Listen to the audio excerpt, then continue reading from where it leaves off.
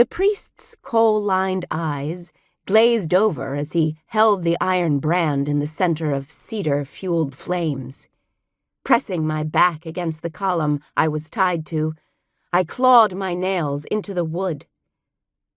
"It will be over soon, little Hebrew," said the man with painted lips, blood red and curving with false tenderness. "And then you will belong to our great goddess, Ashtoreth." He gestured to the crescent moon hovering low in the black sky. "There is no greater mistress, no higher calling than to be one with the divine lady of the night, the queen of heaven, the consort of our Lord Baal."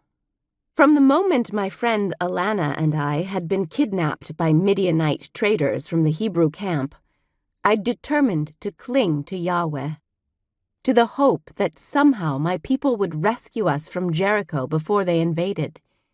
But after being stolen from the home of Alana's sister, Rahab, where we'd taken refuge for the past few months, and tied to this Asherah pole in the courtyard of the temple, I'd been forced to acknowledge that Yahweh may not have heard my pleas, or deigned to answer. "Stop toying with the girl, Reshbal. Finish it." The ancient high priestess looked on from the bottom step of the temple porch. Disdain slathered across her face as thick as her overdone cosmetics. She flicked hennaed talons at me. "The king wants her first thing in the morning." The triumphant gleam in the woman's black-rimmed eyes made my skin prickle. What would they do to me after they branded me like a beast?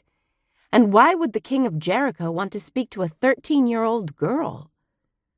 The priest tipped his head to his mistress, lifted the rod from the fire built upon a tall bronze brazier, and held it aloft as he sauntered toward me, bare-chested and tattoos swirling down his arms and up the sides of his shaved head.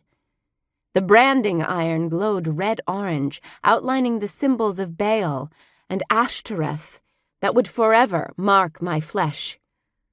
I whimpered and slammed the back of my head against the wood, gripping the carved surface with desperation. If only there were something else to cling to instead of a towering cedar pole engraved with hideous gods. The man's coal-blackened brows, stark against his pale skin, lifted as he dragged his dark eyes up and down my body. My shoulders jerked forward, as if by curving inward I could shield myself from his leering. Nausea flamed in my chest as my mind caught up with their earlier conversation.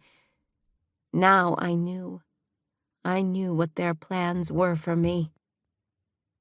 "Yahweh, Yahweh,"